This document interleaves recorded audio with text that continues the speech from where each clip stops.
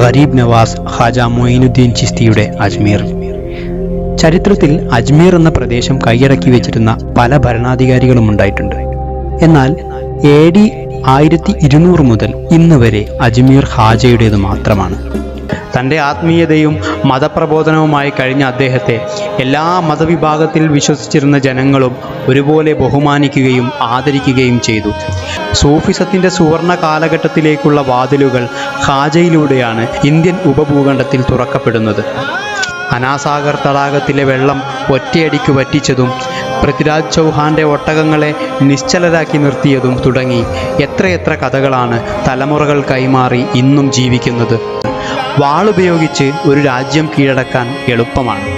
എന്നാൽ ആയുധങ്ങൾ ഉപയോഗിക്കാതെ കീഴടക്കിയ രാജ്യത്തെ ജനങ്ങളുടെ മനസ്സുകൂടി കീഴടക്കുമ്പോഴാണ് നീയൊരു രാജാവാകുന്നത്.